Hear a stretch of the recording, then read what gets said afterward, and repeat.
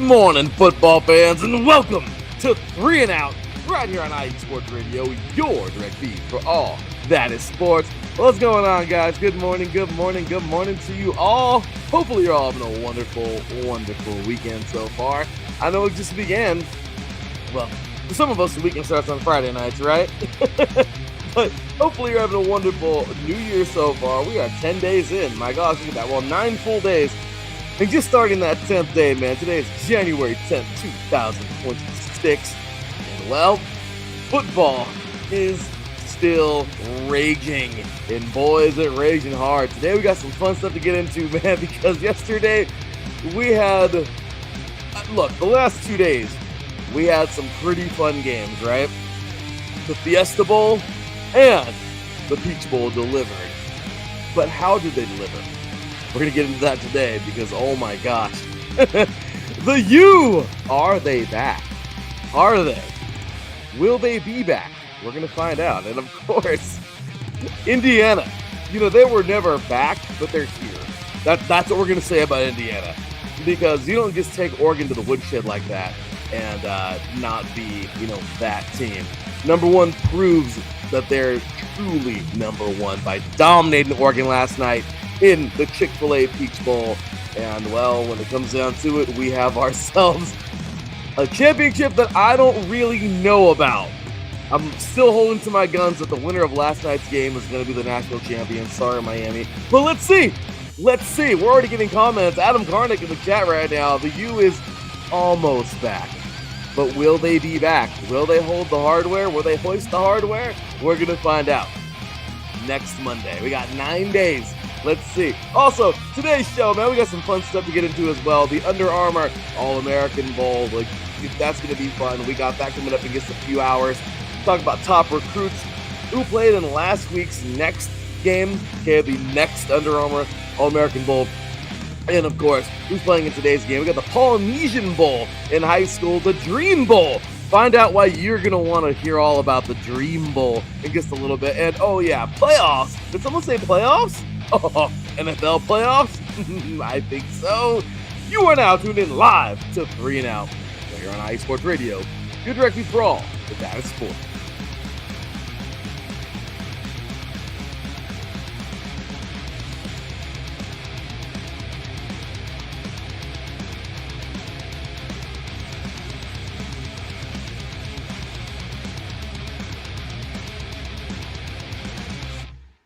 Welcome, all you diehard football fans out there. Good morning to you all. How are you doing? And hopefully, again, you're having a wonderful January so far because, well, why not have a wonderful January when you got so much football around, right? So, a great one of my favorite country songs, God, Girls, and Football. That's what it's all about, right? But when it comes down to it, guys, we have ourselves a very fun show today. And I hope all of you are around for the ride because it's going to be a good one. We got about an hour on the clock, maybe a little bit more than that.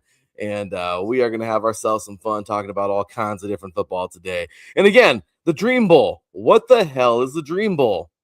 Like I said, you're going to want to find out what that is if you don't already know. So let's do this, man. Let's get into it. And before we do that, we got to bring in my dude, man. He, of course, is a IE Sports Radio legend here, IE Sports Radio Hall of Famer, our SoCal insider, the host of Set Point. Dude has been having amazing shows, getting the men's volleyball season underway and doing a great job there. And I cannot wait to finish this guy's website page. It's going to be a lot of fun. Working on the web page as we speak. This weekend, I don't know when, but this weekend, I've been working tirelessly on this damn thing on IESportsRadio.com. So be ready. It'll be relaunching soon. But anyway, tell me do this show here today, my boy, man. Bringing him in here, IE Sports Radio Hall of Famer, host of Set Point, SoCal Insider, and co-host of 3 and Out, ladies and gentlemen, Teran Rodriguez. Good day to you, sir. Hey, Larry. Good to be on here. Thanks for having me on. And yeah, we got quite a bit of football to talk about. Oh, don't we? In the span of an hour. We really do, man. Welcome aboard, baby. Welcome.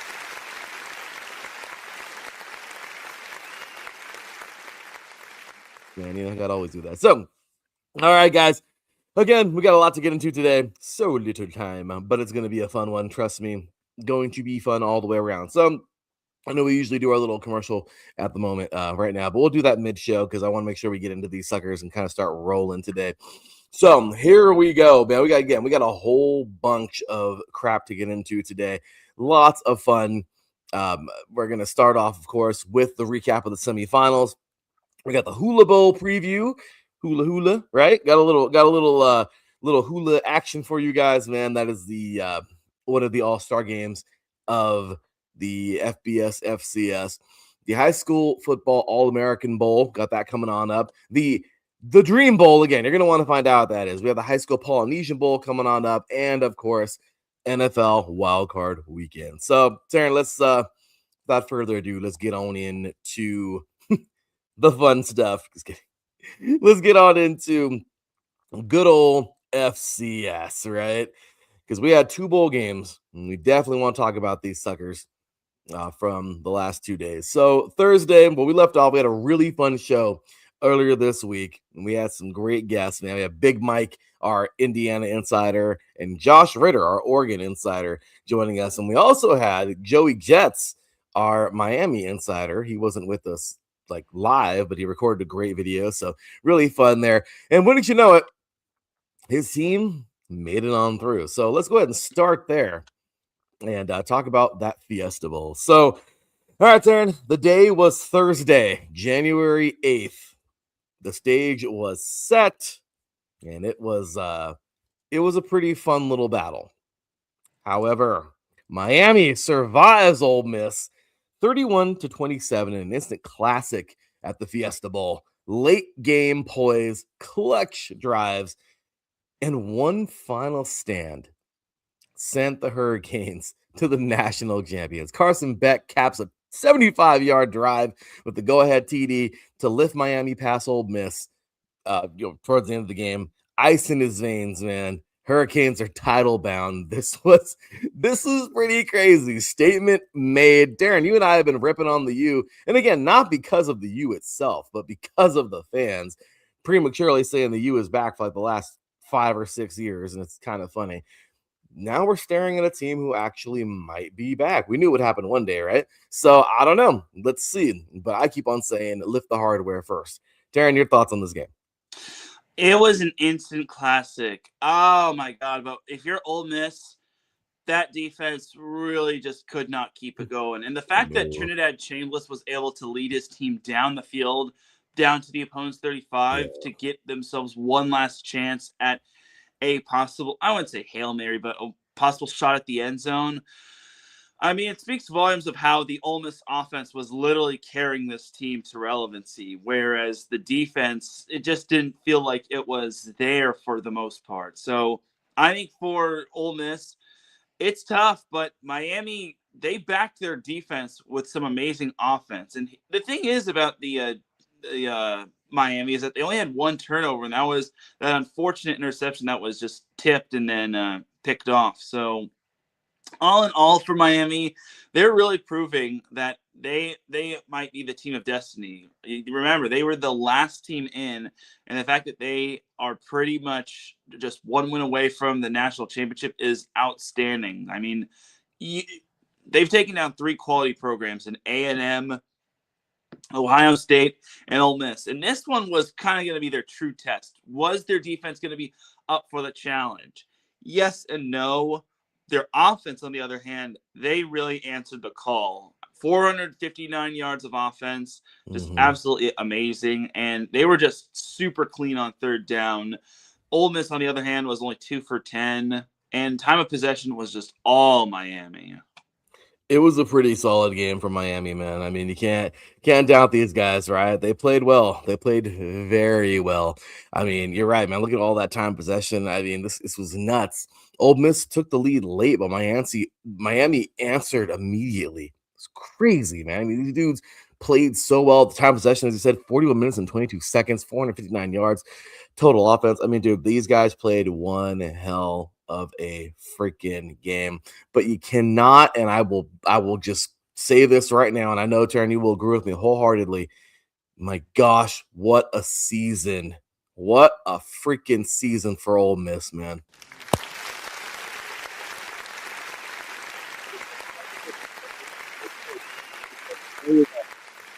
This had a you would dude, if you would have told me that Miami and Ole Miss would have been in this far at the very beginning, I would have said you're smoking crack. Like, I'm sorry. Like, they're right, Teran. I mean, there's no way. Right. If we would have had right now said, hey man, put $500, right? I would have lost $500 because there's no way I would have picked these two teams to get this far this year. So I mean, hey, that's why we play the games, right? So yeah, man. Overall, look, Miami's here. Miami's playing great football. They're doing their thing. And when it comes down to it, you can't ignore it. And again, I know we always have fun with these guys, and all jokes aside, but this team really might be on the verge of being, quote unquote, back because they're a solid program right now. They're playing well. Cristobal, man, this guy has them playing at another level. This is a good football team, man, and I'm really excited to see what they do versus. let's turn the page because last night, well, let's talk about who Miami's going to be facing. And Teran, that team is none other than the little team another team. If you would, Teran, I would have guessed 1 out of 3 teams in this Final Four. Oregon this year. And honestly, I don't even think I would have put Oregon in there. Right? Like, I would have had Ohio State. You know what I mean? I might have had Alabama in there, depending. Georgia, probably. Georgia, a hopeful for USC, even though I was wrong. I would be wrong, but I would just say it just to look stupid, but whatever. But dude, yeah, my Oregon's the closest team that I would have had to actually truly being in there. Even though I don't think I would have had them in there, and they were in there. Indiana, dude. Indiana, freaking another dude. Let's give these guys a yeehaw, man. That's right, man. Good old Indiana, dude. Like, Indiana, who in the hell? Like, Adam Karnick says here, based on preseason expectations, which is the more surprising finalist, the U or Indiana? Both. I'm sorry, both. There's no way. Teran, do you want to answer that question? Because I can't pick either one. Yeah, I thought Indiana was going to take a little bit of a step back after their college football playoff appearance last year. And heck, I even went as far as to picking Old Dominion to beat them in the first game between those two. But Indiana has really lit a fire underneath the entire college football playoff world. And Kurt Cignetti, he is just him. It's just absolutely unbelievable. And then for Miami, I think we all knew their legitimacy after they beat the likes of Notre Dame. Mm-hmm. But I just think that they had a few bumps in the road, and obviously the ACC didn't do them any favors. But I think for Miami, they've really lived up to the expectations, and they've taken the most of their chance. And you got to remember that if they don't beat Notre Dame, they're not in the college football playoff. They're probably playing in the Pop-Tarts Bowl against BYU. But yeah, so I mean, I just say I'm surprised that both these teams are here in the national championship is pretty surprising. It's extremely surprising, dude. Like, I couldn't. No, there's no way. I'm telling you, man. If I would have put money on this, I would have lost horribly because I just didn't see it. There's no way. These guys are every bit of survivors, every bit of what do you call it? Hopefuls that made it. I mean, this is crazy, but now they're not so hopeful. Now they're here. And you know what? That's why I love this playoff, man. I love because this is why we get these games. If not, yeah, we would have had who knows, the BCS. I mean, that would have been fun, right? But yep. I'm glad that we have, the playoff now like this. So with that, man, let's continue this on and get on into last night's game because, oh my gosh, it was unbelievable. Historic, dominant, undeniable. Indiana obliterates. And when I say obliterates, Darren, there's no other way to say it, right? BTA. Yeah. This team done destroyed Oregon from the first snap of the freaking game, man. Moore snaps the ball, stares down his receiver, and the rest was history. Okay. You don't stare down your receiver like that. I mean, mistakes left and right. Running back hits his arm, fumbles. I mean, it was insane, man. We have here one of the one of the games that I will never forget because Oregon, it's like Oregon wasn't even there, man. And you know what's crazy is this is a good football team, man. Indiana made a really good football team look terrible. I mean, don't get me wrong, there was a lot of self-inflicted wounds with Oregon's just not being on cue. But from that very, very first snap of the game where D'Angelo Pons picked that sucker off and ran right in for a go-ahead 25-yard pick six. Yeah, Darren, it was anything but uplifting for the Ducks. And that ignited the entire night, dude. They put a 50 burger, 56-22, man. Indiana 15-0 now. These guys are unstoppable. But let's not forget what they've done to everybody else. Look what happened in the Rose Bowl. I mean, these guys have been dominating everybody all year long. I mean, again, Taryn, I'm not going to prematurely say, even though I already said it, you're darn right I'm taking Indiana in this game. The U has a chance, but you know who else had a chance, Taryn? Oregon had a chance. And you know who else had a chance before them? Alabama. So, yeah, Taryn, you have a chance when you're on the field, but I don't know, dude. These guys are in a league of their own. How about this, man? Peach Bowl domination. Yeah, Indiana treated Oregon like they were Illinois from week number 4. It was just unbelievable. This Indiana team just plays so clean and so efficient. Fernando Mendoza had more touchdowns than he did incompletions. That's just how amazing Indiana was. And they didn't even need to be eye-popping. They were just efficient, clean, and they just didn't turn the ball over, unlike Oregon, who turned the ball over 3 times. And they were also efficient on third down. So I think that was another big thing right there. So Indiana, they're 1 win away from making history and from just completing the entire story. But they got a really talented Miami team on their hands, and they're going to have their hands full with those guys. So the only, I should also make note that Indiana has played a few close games. They played Ohio State. Ohio State played them close. Penn State played them close. Iowa played them close. And I guess Oregon, the first go-around, played them close. But Indiana has risen above that. So I just feel that Indiana, in my opinion, has been battle-tested. And even though that they have not had any losses, they've had a lot of turning points and wake-up calls, which has really paid dividends. They have, and this has been it's been a year, I'll tell you. So here we go, man. Now it is set in 9 days from right now on Martin Luther King Day. Thankfully we get that day off. Pretty sweet. But yeah, man, I'm excited for it. Here it comes. We're gonna have ourselves a really fun one. We're gonna try to get Joey Jets and Mr. Big Mike on the show for this one because this is gonna be special, man. Two teams that are, I mean, my gosh, together these two teams spell out the word underdog like to perfection.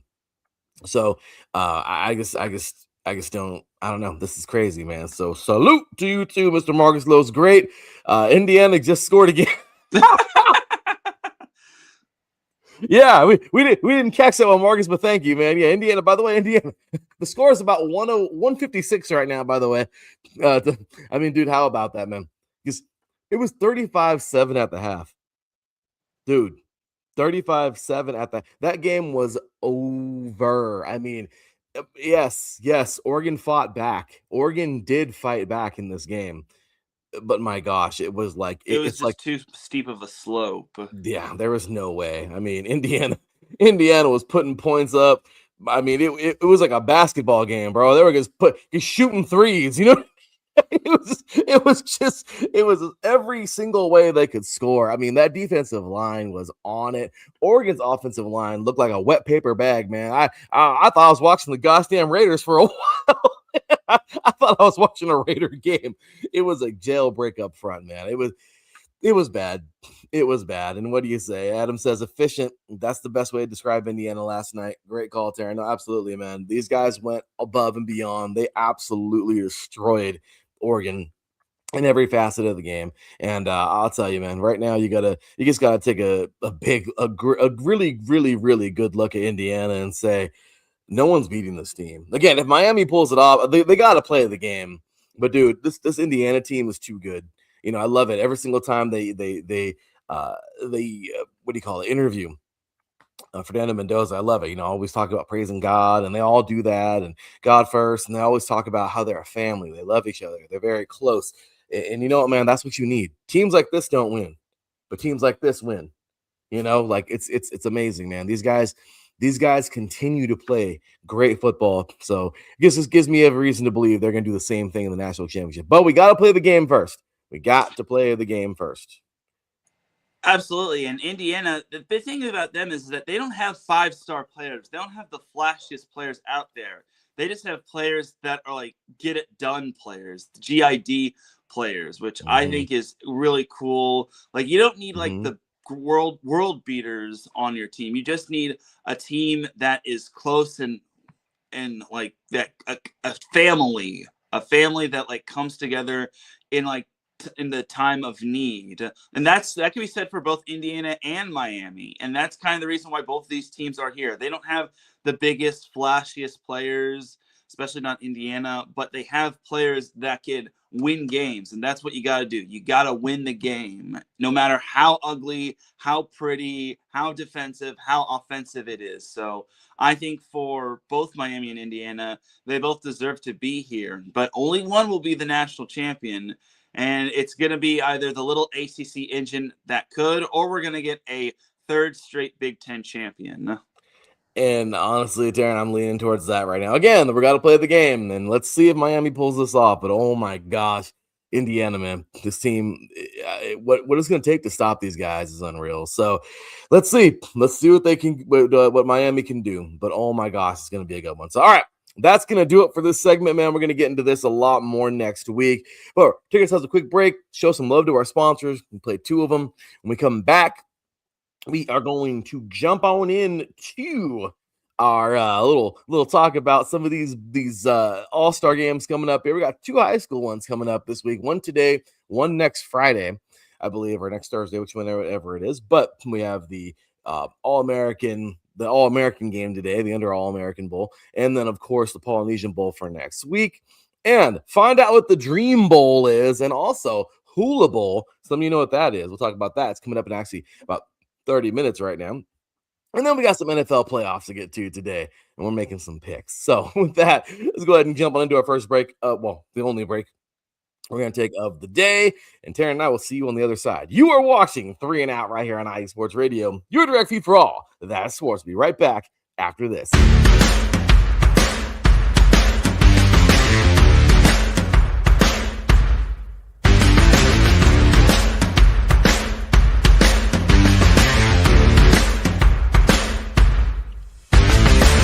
IE Sports Radio fans, this show is brought to you by Planet Jerky Premium Brisket Beef Jerky.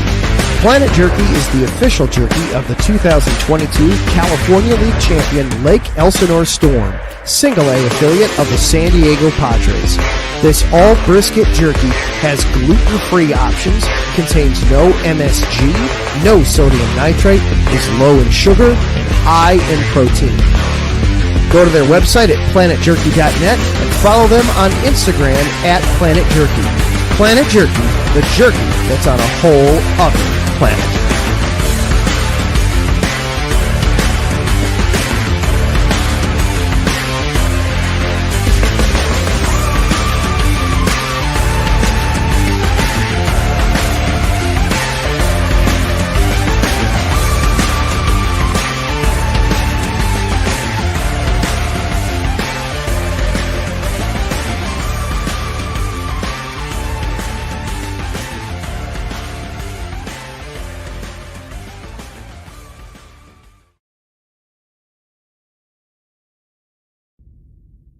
Rise and shine. It's 4 a.m. The stars are still out. The sun is beneath the horizon, but it's time to punch in and go to work. The comfort of your warm-ups turns into the grinding out of your reps as the clinking and the clanking of the plates create a symphony of euphoria. There's no other feeling like it. Earn it, burn it, and take what's yours. IE Sports Radio has proudly partnered with Vital Apparel, a brand that not only fits great, but also promotes and donates to mental health research. Use our code IESR to get 15% off their comfortable and inspiring gym wear and help them on their amazing journey to support mental health. Go hard, take part in your iron therapy, and be strong. Because when your mental health is as strong as you are, there's no telling how far you'll go.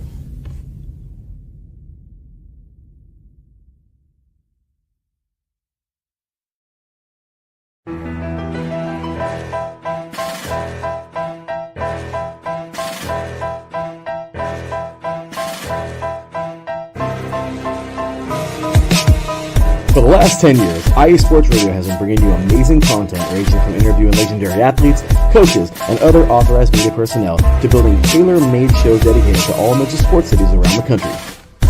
Make sure to follow us at IE Sports Radio on X, Instagram, Facebook, TikTok, and YouTube to keep up with the latest in sports and with all of our shows. Also, make sure to check out our daily updated website at iesportsradio.com. At iesportsradio.com, you can see our daily show schedule and check out all of our show pages with personal bios to learn a little bit more about each of our awesome hosts. In addition to our show pages, you can catch the iSports Radio blog, Hall of Fame, Fans of the Month page, and our merchandise shop including t-shirts, tank tops, caps, long sleeves, hoodies, and more.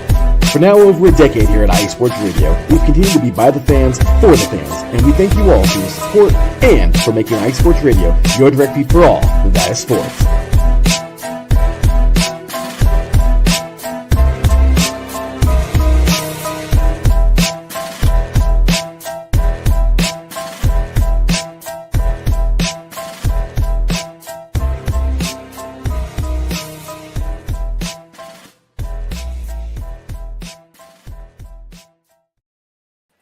Welcome back to 3 and Out right here on IE Sports Radio, your direct feed for all that is sports. We had to get up to this one. I had to throw up that last one there because, again, the IE Sports Radio website is coming back. It's literally almost done. I'm just like chipping away at it little by little, but well, actually, it's been a lot by a lot in the last couple of days, but it's almost done. I'm so excited. We are almost fully back. New look. Yes, we needed it, and I'm really, really, really excited for this one. So hopefully we get this thing done by tomorrow at least, maybe even today, and we'll be the relaunch. But make sure you check out iSportsRadio.com. Of course, check out Planet Jerky as well. The Jerky Hats on a whole, their Planet. Got to show them some love, man, for helping us out. And Vital Apparel, again, man, help the brand that donates to mental health.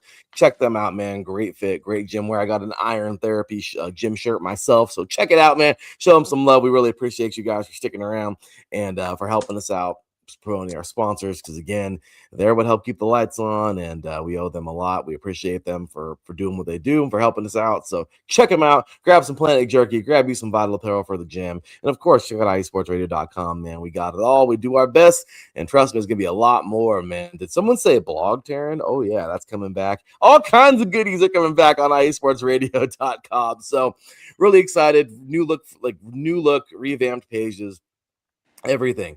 I'm really throwing the whole deal at this, man. We're gonna have a lot of fun with this website and create our community like we always wanted to. So, all right, guys. Well, with that is that. Let's go ahead and jump on into the first All-Star game I want to talk about today, and then of course is the Hula Bowl, little hula action. Teran, you ready? So this one, of course, and we won't spend too long on these guys. Last week, I know we did for the All-American, the next bowl for high school. This one here, if you guys don't know the Hula Bowl, invites are out for January 10th. Of course, well, they're already out, but they're in. These guys are in now, and this is the showcase in DeLand, Florida. So kickoff is set for about 25 minutes from right now on CBS, and this is just another group of NFL hopefuls. Now, are these guys first, second rounders? No, that's the Senior Bowl. But we do have some really good bowl games, of course, and the Hula Bowl is one of them. We got the Hula Bowl coming on up today. We have the East-West Shrine Bowl that we'll be talking about later on this month. That's in 2 Saturdays from now. We'll be talking about that game because that game is on Tuesday, the 27th. And that's obviously East-West Shrine Bowl. We're looking at still some second stringers, maybe some players that can build a case for their being on a roster, building depth, or practice squad members. Still guys that can emerge, and who knows, you could become a starter if you work hard enough. And then obviously the Senior Bowl, the big one, is in 3 weeks from now, and that's the one we talk about on that Saturday morning. But There you have it, Terrence. So this is the Hula Bowl coming up today. We got some good players coming out, man. I'm really excited for this one. We have some possible, maybe third, fourth round draft picks with wide receiver Isaac Tesla coming on out. We have here Shamir Dyke, some solid players. Quarterback watch Blake Shapen, or Shapen, I don't know how you say his name, but Kyron Drones. We got a couple guys coming on out, man. And overall, we got to take a look at these guys and say, okay, there's some depth here. LSU, we have Bauer Sharp coming on out, playing Marvin Jones Jr. Actually, no, he's already out. Sorry. Whoopsies. I'm jumping ahead here. I know we have Keyshawn Silver, right, Teran, from USC coming on out in this game. So some solid players, man. I just want you guys to take a look at it and get some good watches. Teran, is there any guys that you have your eye on in this game this morning? Jake Retzlaff coming out of Tulane. Remember, he helped Tulane make the college football playoff, which was pretty darn good, if you ask me. Mm-hmm. And then there was someone else. He was from Maryland, Octavian Smith Jr. And then you also got other players like Omega Blake, which might be the name of the whole thing. Omega Blake. Yes, Omega Blake. Will Pauling. Trey Shackelford is also pretty darn good as well, from what I've heard. I want to see, there's got to be someone. Dan Villari, he came up big for Illinois in their bowl game against Tennessee. I was going to say, yeah, but Dan Villari, he's good. You mentioned someone from USC. Silver. Yeah, Silver. Mm-hmm. I think there was another guy. Yeah, Keyshawn Silver. And I think there was another guy from USC. Yeah, DeCarlos Nicholson. DeCarlos Nicholson. Nice. He's also someone I'm watching for. He's a corner. Jacob Thomas, a safety from James Madison. That's someone to watch out for. And that's pretty much all I got. No, you're good, Teran. Well, and see, that's what I love about these games, okay? These games, obviously, they offer players who are not that tippy top. And they also, what I really like is the Senior Bowl itself does have FCS players in it. Obviously, those are really good FCS players. Not saying the rest of these guys aren't, but these players are pretty solid, okay? These guys are, in the Senior Bowl, they're looking to be first, second rounders. Maybe even some trickle to the third, but these guys know their place. They know that they're, probably not going to be a first, second round draft. These guys are going to be anywhere from 4 to 7 or maybe undrafted. But they're just trying to show, one last time in a college uniform, in a college style game, playing against quality talent. And they're trying to make a roster. They're just trying to go out there and show it. And then obviously some going to the combine, some having their pro days. But that's what this is all about, right, Teran? This is exciting. I'm liking. I love how they have these extra games because it's true. The Senior Bowl can only have so many players. And you and I, it's a whole week for us. We go over the whole thing for the week. We're talking about practice. It's a fun show. 3 weeks from today, make sure to catch that when we always do it here. We want to make sure that we're getting really into the Senior Bowl and that we always talk. I mean, Teran, it was just like yesterday. You and I, years ago, were talking about, remember Michael Gallup, when he was there? A guy by the name of Deebo Samuel from South Carolina. Remember that guy, Teran? He caught a few balls in the Senior Bowl. Yeah. Deebo was okay. And we were like, he's going to be pretty good. And mm-hmm. So we've seen these guys, man. We've seen these guys. What's his name? Saunders, the guy who does all the giant defensive lineman, does all the back handspring crap. Something Saunders, or the crazy dude. I forgot his name. But Saunders. Yeah, he's But I'm just saying, we've seen a lot in the Senior Bowl. And, but again, these are the guys these ones here in the East-West Shrine Bowl or in the Hula Bowl like today, they get a little bit of an extra chance, So I think it's really neat. And we're looking forward to these guys here today. So make sure you tune into that. It's coming up in about, if you're not doing anything on this Saturday, coming up in about 20 minutes here. We'll be finishing up in a little bit. You can check that out. But let's continue on to another game that I really am excited for. And I'm going to have fun with this one.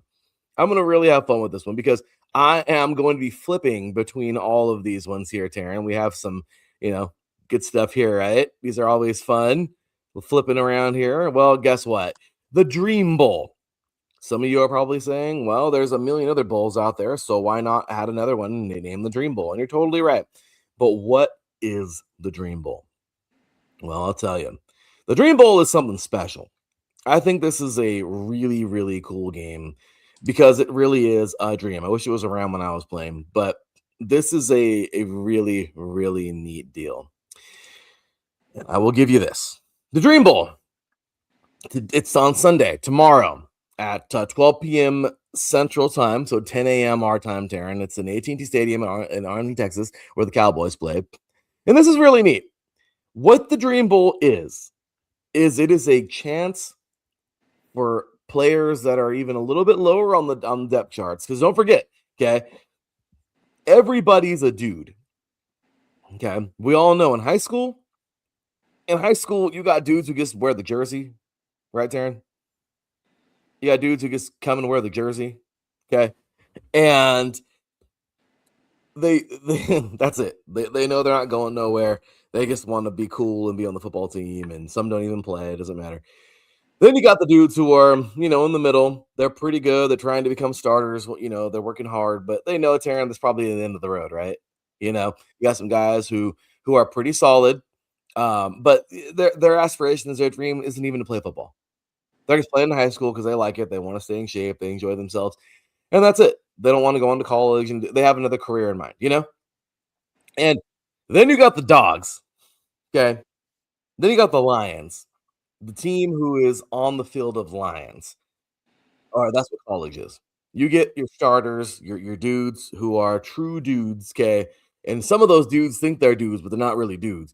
Because you get to the next level in college, depending on wherever you go, okay? Obviously, you got some going to D3, D2, NAIA, obviously FCS, FBS. But the crazy thing is you may think you're a dude, and then you get to that. Like I said, you're a lion on your high school team, and then you get to a field full of other lions because those are all the lions from their high school teams. It's crazy. High school starts out like this. Okay? College, it gets about that big. Okay, we're talking junior college and everything. Okay, D1, because everyone's trying to get there, unless you already made it there, looks about this big. And the NFL is legit like that big. And NFL Hall of Famers, if you even dare, is like that big. It's crazy. I mean, this is the way it is, So these guys know that they're not like the stars or whatever. But what I love about this game is these guys are players who are lower on some depth charts in like D1 territory. But these are also FCS guys who are around the same. And the cool part about this game, Teran, in the Dream Bowl, the coolest part is these guys are also Division 3, Division 2, and NAIA guys. That's the coolest thing. No matter what, they came from a junior college or whatever they did. This is super cool because they get to play on the same field as some of this D1 talent, and even though it's not the cream of the crop D1 talent, they're still out there. So yes, if you got a dog defensive end, okay, or a freaking dog, doesn't matter, a linebacker out there or a running back or, running backs be any size, but, offensive lineman or whoever that's undersized, tight end that's undersized. The cool part is, Terrence, you can see these guys on the field with those same dudes, and we'll see. Let's see how good they are, right? So I like this. You get some. So in this game here today, we got some fun stuff, man. I like this. We got Dean Patterson out of Georgia Tech is actually going to be out there. Isaiah Alston, by the way, from James Madison, SMU out there, UNLV, Marquise Gums out there as well today. But then you got guys like Jalen Dollar, dude. That's freaking Concord. This guy's playing from Division 3. Weber State and Angel King is playing out there today at safety. I think let's see who else we got out there today. I mean, there is a group of players out there who are from these smaller schools, and I'm so excited to see them out there playing some good football. UCLA's Jake Busick. Out there today playing in this game. So really cool, man. Ball State brings a couple players in, but we got some guys from Findlay, some guys from obviously, and obviously there's a bigger roster, but really cool to see, man. Some of these dudes who are playing from smaller schools or even NAIA schools, man. It's really neat to see them out there on this field playing so well. I mean, Kalza, McNamara. I mean, you got guys playing like again, true Division II, Division III guys, and they're on this field playing. Teran, your thoughts on the Dream Bowl, man? Yeah, I think it's a great opportunity, and you've said it best. It's not just all a bunch of FCS schools. There's some FBS schools that from players. I think it's kind of the reason why some of these players decline, or some of these teams decline playing in the bowl games, just so some of their players can be playing in games like this. And I get that little gist of it, and I get it. Just so you don't like risk an injury, so you can play in this game. So I think it's cool to see a lot of these FCS schools and FBS schools and schools that aren't in like the Division I caliber. I really think it's pretty awesome, and it gives these guys an opportunity to showcase their talent. It does, man. And you get guys from like North Central. You get guys from Mount Union. You get guys from these smaller schools, that play in this game, and I love it, man. I love the small school talent. I love it. And then again, you get these guys from bigger schools, but again, these aren't your starters. These are guys who they were on rosters when they played, but it wasn't a lot. So I love it. I think this is a great game, man. If you guys get a chance tomorrow, find it. It's going to be, again, at 10 o'clock. I know we have a what do you call it, wild card game at that time, but going to be really cool, man. Excited for that game. Adam says here, East-West Shrine and Senior Bowls. Yes, also known as the Mike Pat Draft Prep game. This is pretty much what it is, man. But these games, the smaller All-Star games, I love them. Those are my favorites. Because again, you're not getting the big monsters out there. You're getting guys who just, you don't see diamond in the rough players. Exactly. And Teran, they might find a diamond in the rough. You might find a Cecil Shorts or an Ollie Marpet out there, So it's really, really, really cool to see this. I'm very excited for this game. And the Dream Bowl again, guys. This is cool because it really is a dream. I truly do believe it is a dream. These guys are out there busting their hump for all this time, and they're out there playing, and they get to play against quality talent like this. I mean, these are guys that some of these guys might have played against some of these guys in high school, and here they are 4 years later, and yeah, let's do it. Okay, I went to D3, whatever, you went to FCS or FBS, whatever, but it's really cool. I love it. I think this is a great game, and it's really neat, man. There's guys that have been out there. I mean, this game's been around for a couple of years now. And I think it started 2016, I think, or something like that. But it's been great. It's been really cool. I love the fact that this is a game in the first place. And again, I just want to spend a little bit more time on this one today because, I think these guys deserve it. And we're going to find out. We're going to find out who's who tomorrow. I'm looking forward to it. Really cool to see these guys out there. And there you go. Let's see it. So, all right, Teran. So I know I just keep FBS up there. But again, FCS, NAIA, Division II, Division III. And don't forget, some of these guys probably came from NJCAA and 3C2A. And obviously, they all came from high school football. So I'm just saying, Teran, it brings everything together. And there you go. So speaking of high school football, Teran, speaking of high school football, we have another all-star game, a couple of them, two of them to talk about here. This one will be brief because, obviously we got some playoffs to talk about in the NFL. But this is cool, man. We got coming up here today the Navy All-American Bowl game. I don't know if it's Under Armour or Navy. I don't know what they call it nowadays. But we have this game coming on up today, man. This is one of the three pillars of high school stardom here, high school all-star circuit, along with the Under Armour next game in the Polynesian Bowl.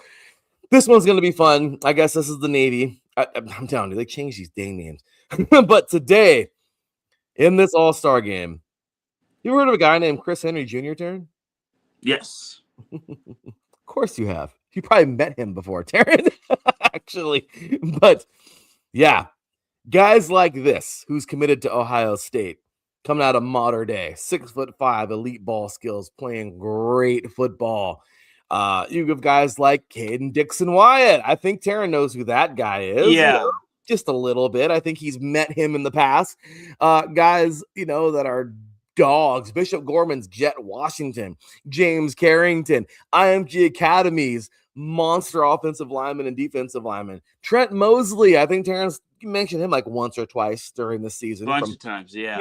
Santa Margarita out there today. Okay. Let's see. Samot Kati, how do you say his name? Katoanga. Coming. He's actually playing in the Senior Bowl as well. These guys are coming out of Santa Margarita. Buford's Bryce Perry Wright and Jordan Parlot, I believe. Parlot.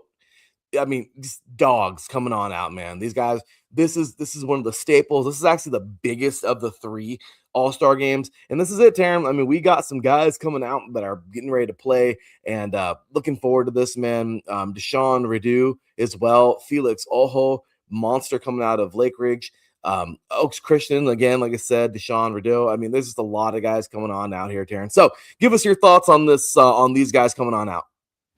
Yeah, a lot of talent that's coming out when it comes to this game. And some are even uncommitted talent, which I think they're probably going to make their commitments. I think some of these players make their commitments when it comes to this bowl game, because I saw this bowl game like a few years ago, and some big time players made their commitments on TV, which I mean, I kind of like. It's kind of like the decision, the LeBron James decision back in 2013. But yeah, I think it's another amazing bowl game. And there have been some amazing players that have come out of this bowl game, such as Derrick Henry, Christian McCaffrey, Trevor Lawrence, Eric Berry, Odell Beckham Jr., Adrian Peterson. The list goes on and on. So I think this is another amazing bowl game, which we're about to see the future of college football playoff, which will be the future of the NFL. So it's about an hour or so, 90 minutes or so away from it. It's looking exciting, man. Of course, the big, giant microscope is on Chris Henry Jr., Trent Mosley. How do you think those guys are going to do out there today? I think they're going to do great. I really want to see Trent Mosley show up and show out to give USC some sort of hope, just because I think I saw a post that said USC's Lincoln Riley under USC's tutelage, or USC under Lincoln Riley's tutelage, and it's like close, not even close, and then right so close, and it's like, give me some hope in terms of like the future upcoming players. Well, USC has a monster draft class, monster commit, class coming on in, man. These youngsters look really, really, really well so far. So let's see, man. I mean, I'm pretty excited. I think there's some solid talent coming on in. Yeah, I think so too. They got the #1 recruiting class, so all we could just do is hope that they stay with USC and they stay the course. Yeah, exactly. And I mean, it's true that dang transfer portal is a friend and an enemy at the same time. But yeah, we'll see how it goes, man. But we've lost some good players, but we've also gained some good players. So let's see. But yeah, man, some of these guys again, like Bryce Perry, right, man? Some people say he's SEC ready, and this guy's ready to ball. He's out of Buford again. And like I said, some of these guys are just on their way. Oaks Christian, I do want to see this other USC commit, Deshaun Redu. He brings juice every single time he touches the ball, man. Major dynamics coming out of the USC. So I want to see, obviously him playing this game, lots of talent. Some other guys, some defensive standouts. Sincere Johnson, we talked about him. He played last week, actually, in the Under Armour next game. And pretty cool, man. Ohio State linebacker here. The dude gets it done. He is a freak of nature linebacker here.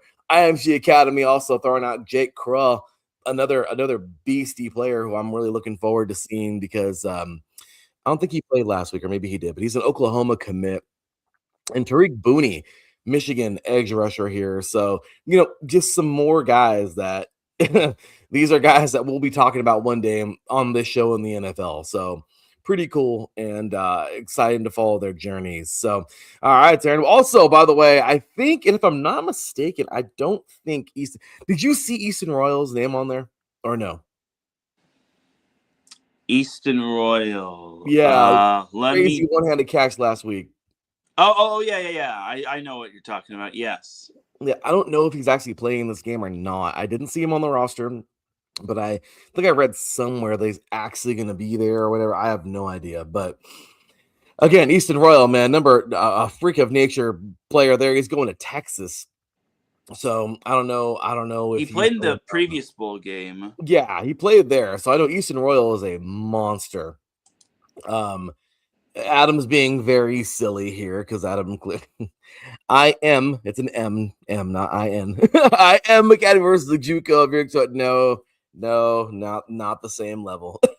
Exactly. Not even the same level. Don't do that, Adam. I know some people. I love when I get those silly questions, Darren. Like, you know what I mean? Like right now, Indiana versus I don't know The the Jets. Jets or the Raiders. Stop it. It's not even the same.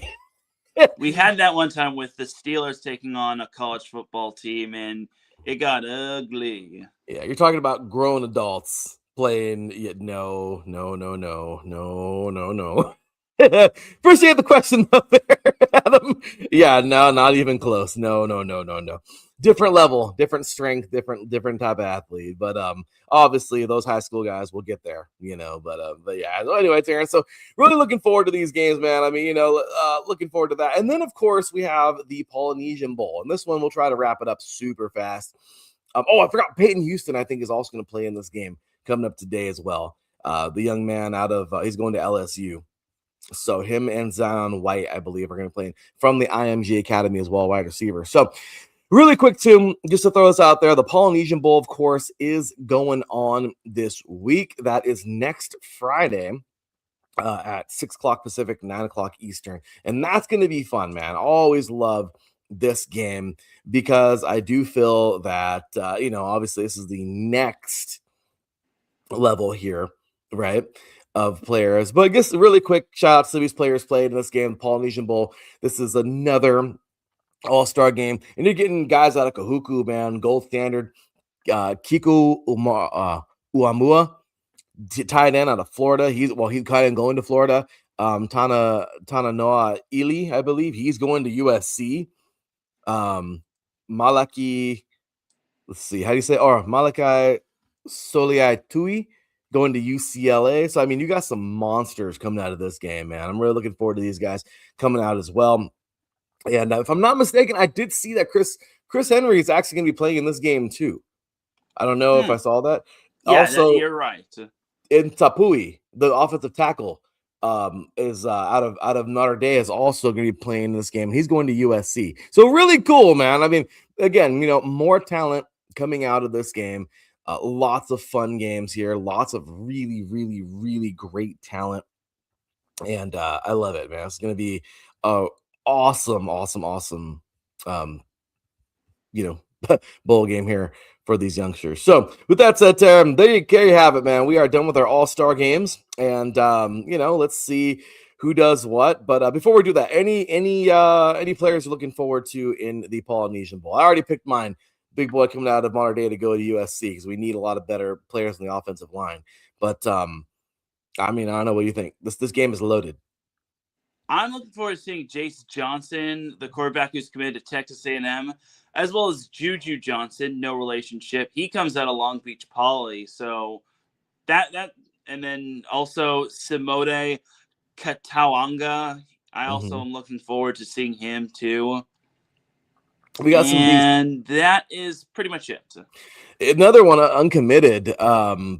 Tuihala Maka, I believe is how you say his name. Defensive lineman, big boy at Oaks Christian. He's currently uncommitted, so maybe he'll make his pick there as well. And Orange Lutheran's Dobie Fuisia, I believe he is also a big offensive lineman who's uncommitted. So again, keep an eye. We'll see. I'm looking forward to seeing Jet Washington, wide receiver as well, coming out of Bishop Gorman. Playing, he's going to Oregon. So lots of monsters coming out of this game, and I'm looking forward to seeing a lot of good football in the Polynesian Bowl. We'll talk more about that next week. Oscar Rios show. For me too. Also Oscar Jackson Rios. Reach. That's another. Dayton Raiola. Dayton Raiola's playing in that game, isn't he? From Buford? Yeah. Or from Buford? Carrollton, right? Is it Carrollton? Buford, Georgia, yeah. Buford. He's played, so the national champs. So there you go, Raiola. And guess whose little brother that is? Teran always tells me. Dylan. So there you go. Transfer portal. Yeah. Yeah, he's probably gonna try to go where his brother goes. Where's little Raiola going? Dayton Raiola is uncommitted. I think he was gonna be committed to Nebraska, and they decided to decommit. let's see where he ends up now. See, and I'm guaranteeing Big Brother goes with him, which is pretty cool. So, all right, man. Well, there you have it, Aaron. We got some good games there. Again, Hula Bowl just getting underway right now, by the way. But again, check out those games today. Hula Bowl coming up today. We have the All-American Bowl coming on up later on in about an hour. So we got some high school talent there. Polynesian Bowl, some high school talent. The Hula Bowl, again, that's obviously college talent trying to get into the NFL. And there you have it. So, all right, Taryn, we got a little bit left here in our show, and it's time to get on in to what I think the people came for. And that, of course, is the NFL. All right, we got some football games to play this weekend. Your favorite millionaires get to run around the field out there. So let's do this. Let's get on into these games because, well, we got some fun ones today. And my gosh, the one tonight is going to be awesome. Looking forward to that. So, all righty, starting things off with the first game of the day. This one's coming up in a couple of hours here. NFC wildcard, starting off the wild card this season. The 12-5 Los Angeles Rams taking on the 8-9 Carolina Panthers. The Rams head to Charlotte looking to flex their firepower. Matthew Stafford leads the league's most explosive attack with Puka Nacua and Kyron Williams setting the tone. The Panthers are home, but they're underdogs. The playoffs always bring chaos. Teran, who are you taking in this game? So it's round two between the Rams and the Panthers. I think this time the Rams take the win. This time around, the first time around, the Rams didn't have Devontae Adams, which was a massive loss. Mm-hmm. This time he's going to be able to play. And they also got Quentin Lake as well. So give me the Rams to get their lick back against the Panthers. I feel the Panthers, they are playing with house money, but let's be honest with ourselves. The Rams are now a better They should be a better team than what the first time around between these two teams played. Yeah, give me the Rams. The Panthers are solid, dude. They're a good team. We know they are. Okay, we know this is a good football team. We understand it. But when it comes down to it, man, I just don't see it. I think the Rams are. I get it. I know what happened the first time around. I get it. But when it comes down to it, man, the Rams are just. We talked about these guys, man, before in the past. I had these guys as my number one team in the NFL for a good minute. It's because they're so complete. So, yeah, as much as I want to say the Panthers are going to be this crazy breakout playoff team. Teran, is it? I mean, look, let's be real. Let's be real. Where the Panthers were last year and this year, different worlds. Different worlds. The only thing that's holding Carolina back is their consistency. Like I said in past shows, the Panthers are the kings of inconsistency. They are. And today I think we're going to see that. But you know what? When it comes down to it, the Panthers, they still got in. But I think, hey, you know what? Enjoy it, man. They got in. My gosh, they were trash last year. They turned this thing around in a year. I mean, it didn't take them just 1 year. But again, they got in. I think that's worth something, man. So congratulations to these guys for getting as far as they did. And let's see if they can move forward. I'm all for it, but I just don't see it. I don't see it, man. I don't. I like the Rams a lot. I like the Panthers a lot, Teran. I do. I think that the Panthers are a great football team. There's a lot of talent there. There's a lot. But I don't know, man. I can't say they're going to beat the Rams. You know what I mean? Like the Rams are there's a lot of freaking talent on this team, man. And they're pretty healthy. Is there anybody sitting? Injury report. So Jordan Whittington is out for the Rams. Josh Wallace out. Terrence Ferguson. Kevin Dodson is out. That's a tough loss. Yeah, it is. And Sean Dolek. Carolina, Chandler Zavala, Tavion Sanders, Trevin Wallace, Corey Thornton, and Brady Christensen. That's who's out for Carolina from what I'm seeing.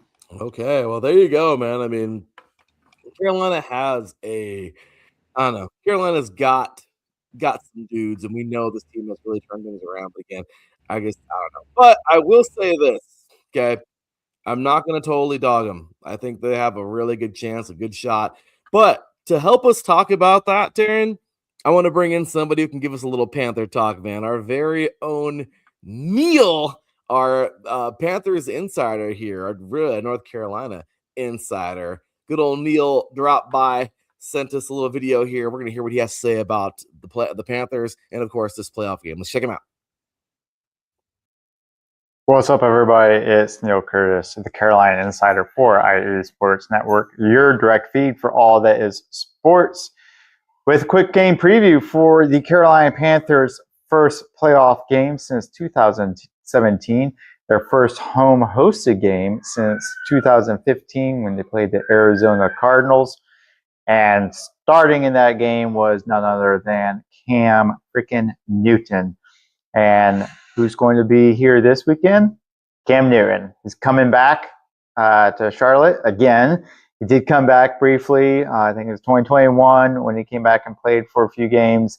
But first real homecoming for him, I think, and hopefully a thawing of some previously chilly relations between Cam Newton and the organization.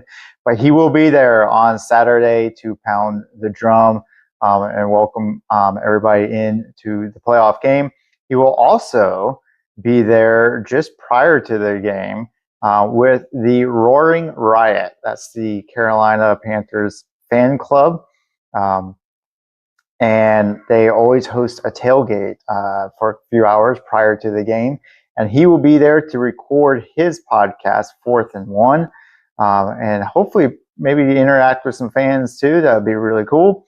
And then, like I said, he'll be in there pounding the drum to get the game started. So really excited for Charlotte, reading a lot of really good stuff. I'm listening to a couple podcasts from folks who are really excited, really pumped up, and can really tell a difference in the energy and the electricity that's in the air in Charlotte for this weekend. That's going to be a tough task for Carolina. They got to go up against the Rams again. They did beat in Charlotte earlier this season when Matthew Stafford turned the ball over 3 times, 2 interceptions, and a game-sealing fumble caused by Derek Brown and recovered by Derek Brown. So I think, again, much like that game, the keys for this game for Carolina is going to be not holding back on offense like we've seen them do so many times before. They were actually pretty dynamic and did a lot in that game against the Rams. Bryce Young had one of his better games, one of his best games, really.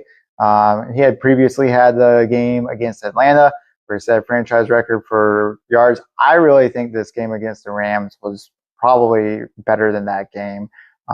And so Bryce Young and this offense, Dave Canales calling the plays, are going to have to get really bold and just kind of go all out. And the defense, I think, has a chance to really hold the Rams in check long enough for the offense to do that. So if they can get out, hit hard and early, and be more dynamic and more bold than we see them in the past on offense, they've got a shot. We saw them do it before. They've got a shot, but they are it is a pretty long shot. So we'll see how it goes. I'll be cheering 4:30 Saturday afternoon on Fox. So if you can't be there like me, make sure you're tuning in and watching them from the comfort of your home, or maybe with a watch party or your favorite sports bar. Make sure you like and subscribe to IE Sports Radio, your direct feed for all that is sports. Shameless plug, IE Sports Radio, your direct feed for all that is sports. Hey, I'm just saying, our very own Neil Curtis there jumping on in. Thank you, sir. Thank you very much for jumping in, showing your love, and bringing a little Panther action. Teran, your thoughts about what he said? Obviously, he brought up the Rams game from earlier this season. Your quick and dirty thoughts on Mr. Neil Curtis's comments? Yeah, I mean, look, the Panthers deserve a lot of credit for winning their division, albeit it was the wackiest way possible. But you have to win your division games, and if they don't win those games against the Falcons, then they don't get in, and possibly the Bucs get in or the Falcons get in. So I think for the Panthers, they deserve a lot of credit, and they're going to be playing with house money. I think they're probably looking at all the bulletin board material, and they're thinking, oh, everyone's picking against us. And I think that hunger will fuel them to proving everybody wrong. But that being said, I just think the Rams, they're a much better team than I think they'll be better than they were the last time around. I think the Rams were a little bit too on their high horse. Now I think they're a little bit more level-headed, especially since they know that this is the playoffs, and if they lose, then they're out. But Carolina, I think they just can't underestimate. But if we get if we get the Carolina team that played the Rams the first go around, then the Rams are going to have their hands full. But if we get Carolina that has been inconsistent offensively throughout the past few weeks, then the Rams should roll easily. Remember that old commercial, Darren, with some of the players like Tony Romo, like this is whatever all-star Tony Romo, and this is artsy fartsy Tony Romo. Remember that? Like, yeah. If we get one or the other, you know, it's the truth. Let me think about it. We get one or the other. So I love it. But there you go, Terrence. So, okay. Well, regardless, I'm taking the Rams. I know you're taking the Rams, but thank you, Neil, for that. Let's see what goes down. All right. Now, this one, we'll do a little bit backwards. This one's going to be fun. So much hate in the longest rivalry in the NFL. This one tonight is going to be fun. I don't know where we're going to be. I don't know if I'm going to have the wife out shopping. I don't know if we're going to be home. I don't know where, but I'm going to have that game on me on my YouTube TV. And I know that no matter what, all of you guys out there are going to have this game somewhere. This is going to be an oldie but a goodie. And boy, is it going to be more of a goodie than an oldie, even though it is an oldie. I'm looking forward to it. Teran, here it comes, man. Packers, Bears. This one is a promiser right here. Historic rivals meet again.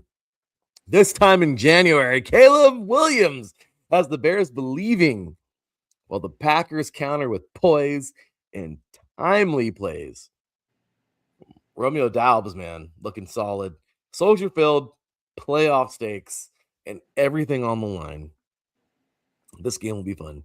But I think the guy to talk about this one a little bit better than we can, well, he's in the chat room right now. I think it's time to welcome Mr. Adam Karnick. Take it away, sir. All right, Bears fans, this is it. Wild Card Saturday. Adam Karnick, IE Sports Radio, Chicago Insider, previewing Bears Packers Round 3 Wild Card Edition. This kind of felt inevitable, didn't it?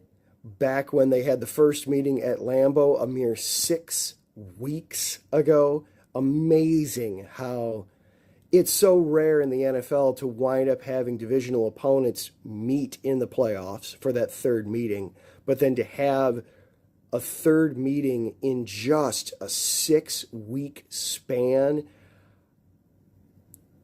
this is so unlike anything we're used to in Chicago, in the NFL, to see this matchup. These two teams obviously are going to know each other incredibly well. There's going to be a lot of tension on the field between them. A big key in this one, though, for the Bears, Rome Odunze is going to be back. He did not play in either of the first 2 games, and when he was healthy this season, he was easily Caleb Williams' favorite target out on the field. I don't know if Rome is going to be completely good to go as he normally would, or if he's going to be on some kind of a snap count. But even if he's on a limited snap count of, say, 25 or so offensive snaps, just to have him out on the field is going to make Caleb feel better, is going to allow everybody in the offense to kind of line up just a little bit better. You get DJ back over into the 2, you get Luther into the slot, you can have Zacchaeus or Walker, whomever you prefer, into the 4 spot for those occasional reps. This is fantastic for the Bears that he's going to be back. Another key player that, crossing our fingers, we're hoping is going to be out there tonight is Kyler Gordon. Kyler Gordon did not play in either of the 2 regular season matchups. He's only played in 3 games all season, but he was the player that Dennis Allen was most excited about this offseason when talking about the defense, the things that he could do with Spider-Man in the slot nickel corner role. And the Bears have to have him out there tonight because C.J. Gardner-Johnson is not playing tonight. He's got a concussion. The Bears ruled him out a couple days ago in practice already. So if Gordon cannot go, which they have to activate him off of injured reserve before the game tonight so that they could have him out there. If for some reason Gordon cannot go, then a position where you've been getting routinely hounded, pounded, and generally destroyed by opposing offenses is down way on the depth chart. You're talking Jalen Jones or Nate McLeod covering that spot. You need to have Kyler Gordon in there tonight. Each of the first 2 games was a nail-biter in this series. I don't see how this one's going to be any different.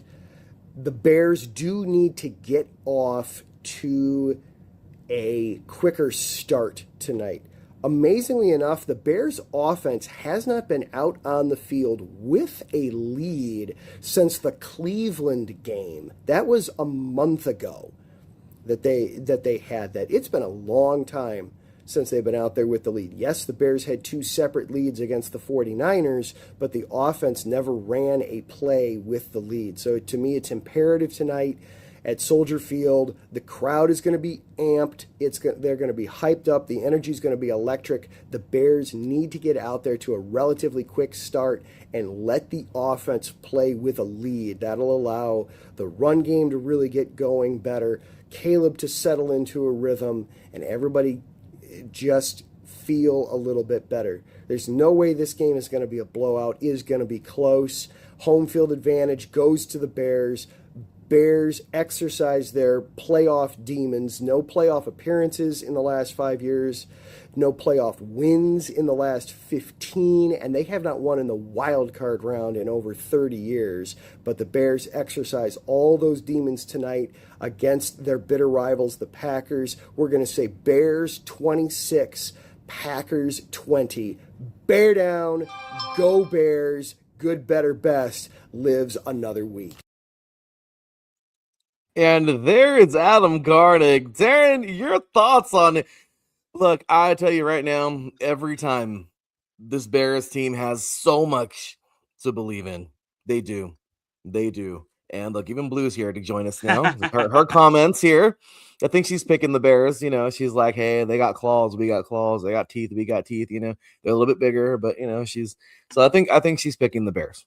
But but Darren, I don't know, man. This is a game. This is a good football game. It's gonna be crazy. Jordan Love is playing. He is playing tonight. Caleb's out there tonight. Injury report. There are some dudes out. I get it. Gardner Johnson, he's gonna be out for the Pack. I'm sorry, for the Bears. I mean, who was I thinking out for the Packers?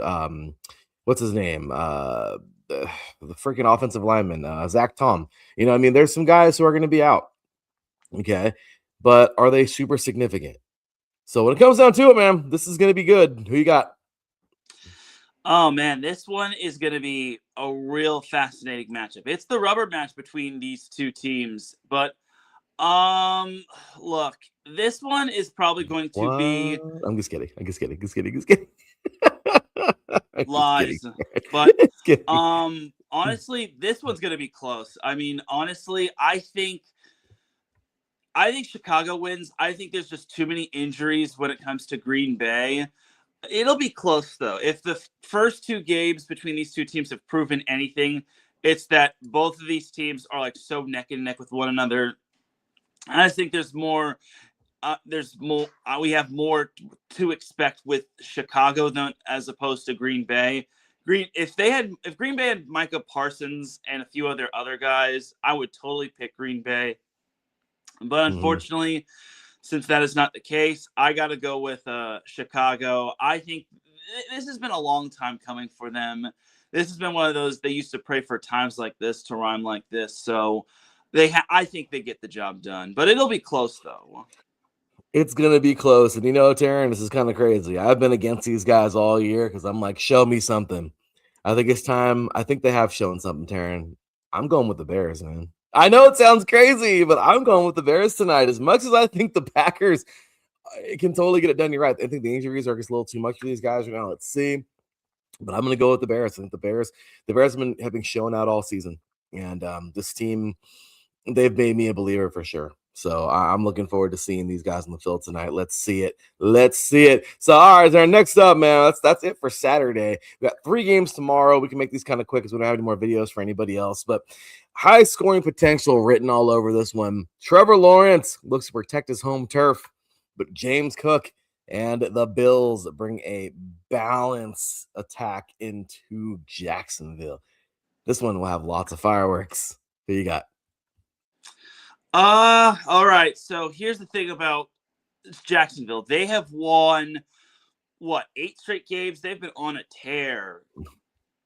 But that being said, Buffalo, this is kind of the year where they're supposed to not deal with Patrick Mahomes. But here's the problem with Buffalo. They've lost I think they've lost 8 of their last 8 playoff games, and they're on the road against Jacksonville, and Jacksonville is red hot, and Liam Cohen has this team on the up and up. So, man, I wish I could pick Buffalo, but honestly, Jacksonville has just been playing better ball, and they got to go on the road to Duval to take on the Jaguars.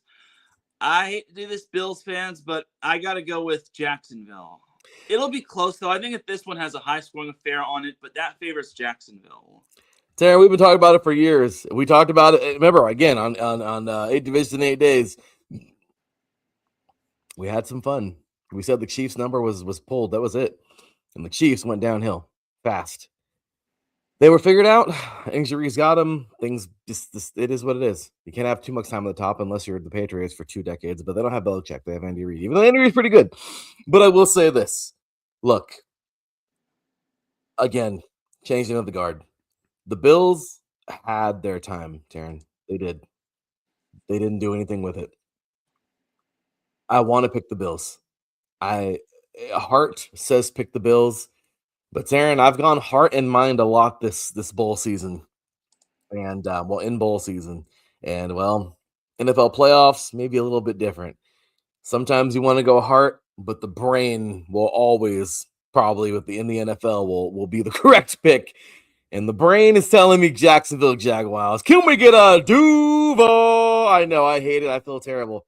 I want to pick Duval. I'm with it, man. Let's pick. That's how Liam Cohen said it. I love it. Well, Teran, there it is, man. We're both picking the Jacksonville Jaguars in that game. Tomorrow, first game of the day on Wild Card Sunday. Next up, we got 3 more games to go, so we'll get through these ones here. Strength versus strength in Philly. Jalen Hurts commands the Eagles offense, while Christian McCaffrey gives the 49ers their heartbeat. This is a physical, fast, and emotional type game here. The Eagles, defending champions, looks like they are losing their grip fast on the title, on a repeat. But the Niners, will they be the team to knock them off? Will the Eagles maybe get a huge momentum boost from this and actually go again and make it back-to-back? It's possible, but they got to clean some things up for sure. Or will the Niners just be the team that does it, or will they be a stepping stone for the Eagles, at least to next week? Who you got? This one is also another interesting matchup. Both these teams don't like one another.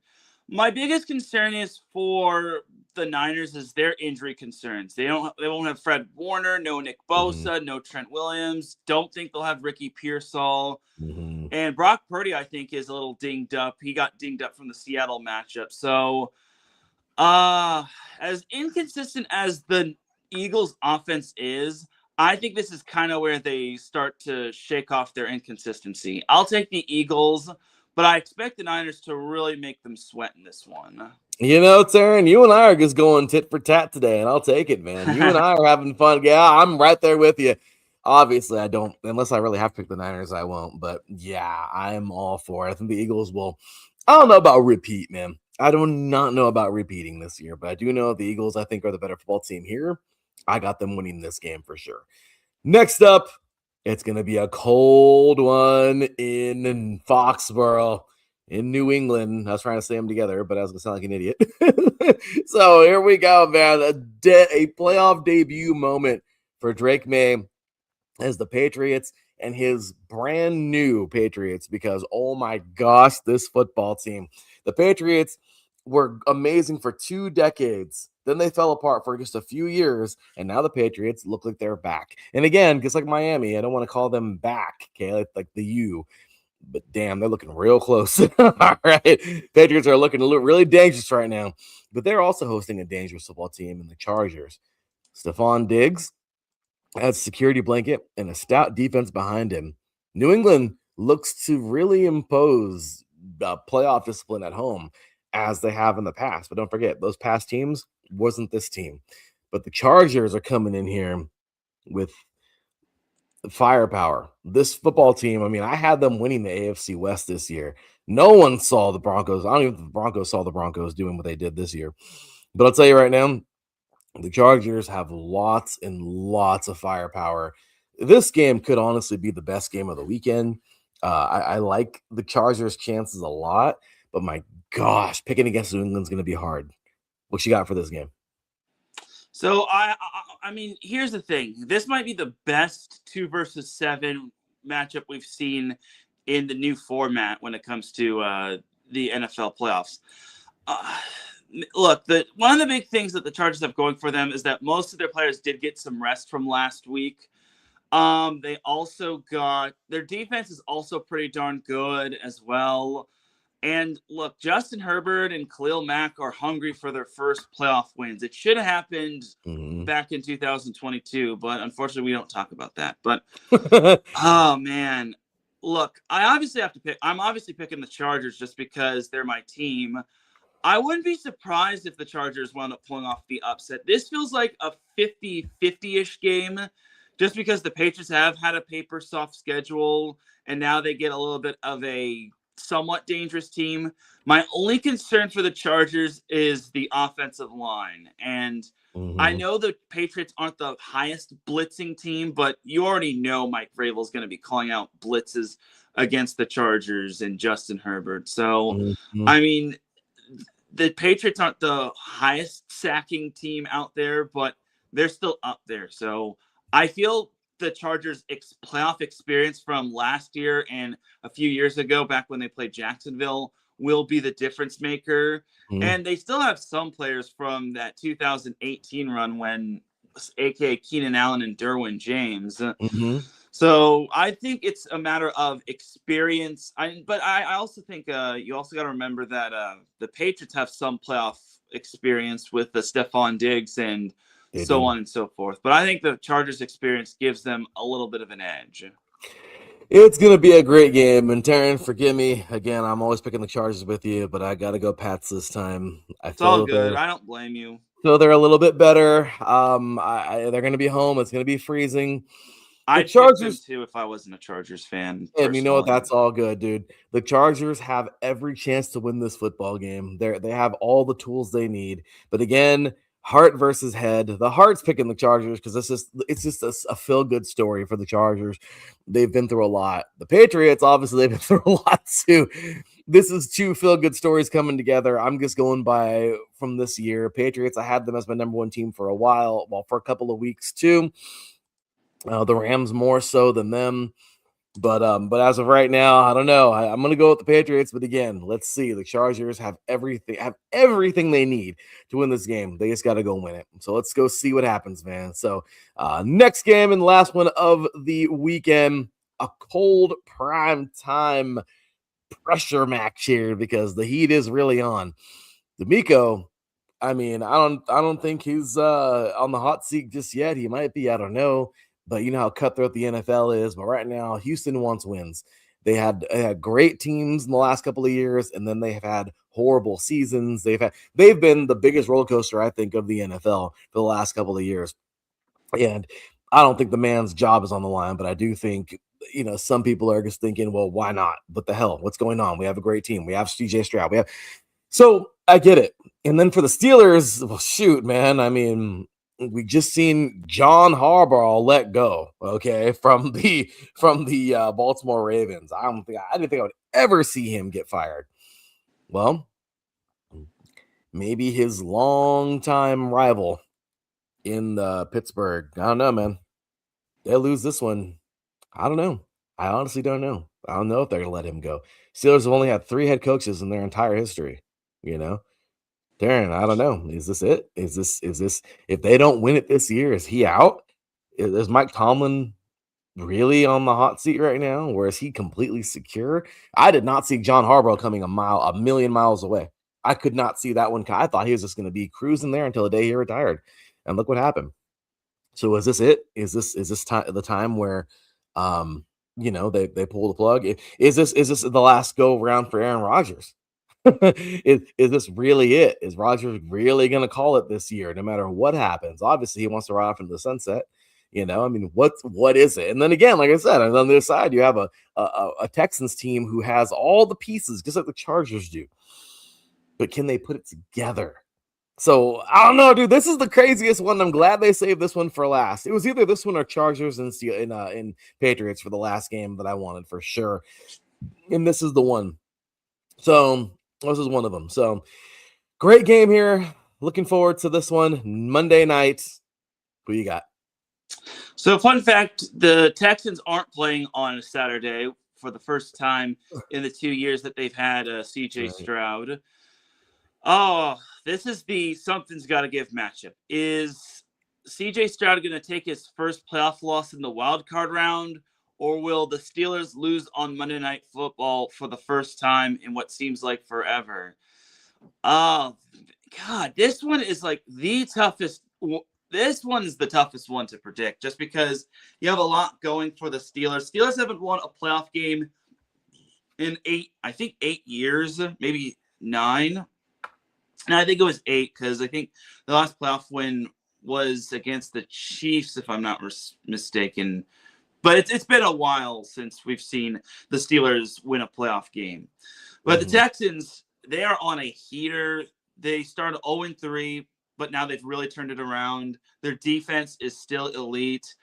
I mean, what Steelers team are we going to get? Are we going to get the sense of urgency Steelers team that showed up against Baltimore, or are we going to get the Steelers team that looked so passive against the Chargers on Sunday Night Football? So I can't believe I'm about to say this. I'm going to pick the Steelers for this one. This is a risky pick, but I got to go with Pittsburgh on this one. They don't lose on Monday Night Football. I think it's going to be close. I think this one has a lot of potential to be a down-the-wire game, just like the Baltimore game. But in the end, I think the Steelers inch out the win. This one's so hard because I want to pick the Steelers too, and then I want to pick the Texans as well. I mean, dude, these are crazy good games. I love this football game. This is the toughest one to predict. This is the hardest one because I'm telling you, man, this isn't even heart versus brain. This is like a take your best shot pick. I mean, really, that's it because you don't know. This one is a true, we have no idea what's going to happen kind of game. I mean, none of them we do, but this is the craziest one of all. Teran, I've had it with the Steelers' inconsistency. They're good. I don't care who they have at quarterback.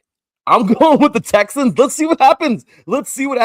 Can the Texans actually get past the divisional round if they get there? They've been around since 2002. Let's see. I don't know. I don't want to pick the Steelers. I mean, I don't want to pick the Texans because I do see Aaron Rodgers being, classic Aaron Rodgers. But then again, I don't know. How much does this team really have? How good is this team really? And we've seen the Texans. When the Texans are good, they're damn good. But when they're bad, they're horrible.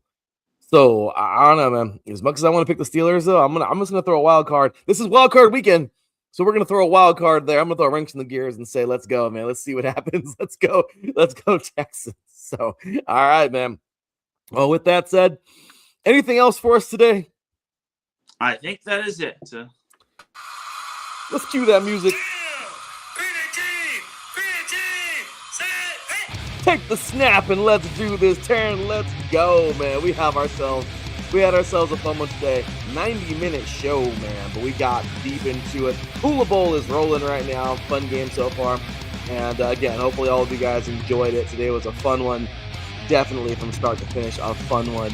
And well, let's see what's going down, all right? Let's keep it going. Fun games, great playoff games here, and that's it. So, Teran, you and I that's it. We are back to our usual Saturdays, keeping everybody going. This next week, next Saturday, we will see you January 17th, 7 a.m. Pacific time, 10 a.m. Eastern. That's my apologies for today being a little bit later. But next week we'll be back. We're going to be recapping the Hula Bowl, recapping the All-Star, the All-American Bowl here, the Navy All-American Bowl for high school, and the Dream Bowl. We'll be recapping Wild Card Weekend, and we'll also be recapping the high school football Polynesian Bowl. And getting ready, we're going to be actually another game, the Tropical Bowl. We're going to be previewing that one, another all-star type game for college, trying to prove their skill to the NFL. We'll be previewing that. And, of course, next weekend we're going to have ourselves a huge college football playoff national championship preview. We're going to have Joey Jets and Big Mike here on the show. Depending on however they join is how they join. Through through the show, through being here or sending a video. We'll be talking about that. Then, of course, the following weekend, or actually in a preview, obviously, of the NFL divisional round. Next weekend, the 24th, we'll be back, recapping the Tropical Bowl, recapping the National Championship, the Division I College Football National Championship. We'll be recapping the NFL divisional round, and we'll be previewing the East-West Shrine Bowl and previewing NFL Championship Sunday. Then we'll be back for a special show on January 25th on the evening of Championship Sunday. Right after that game, should be around 7 p.m. Pacific time, 10 p.m. Eastern. Sorry, it's a little late. Maybe if they finish a little bit early, we'll be on. We're just going to recap those two championship games and get you ready. Then we'll be back again last Saturday of this season on 3 and Out. January 31st, talking Senior Bowl actions, 7 a.m. regular time, sometime 10 a.m. Eastern. February 1st, my birthday will be on, talk a little bit about the Pro Bowl and recap the Senior Bowl, and then a double whammy, pre- and post-Super Bowl on February 8th to take us out, and that's it. So, Teran, we have so much to get to. We're in our last 10 shows of the year. Let's end it well. There you go. Anything else? I think that is pretty much it. Until next week. All right, guys. For Teran Rodriguez from the Boy Larry B, we will see you next week. Until then, take care. And as always, God bless. Peace.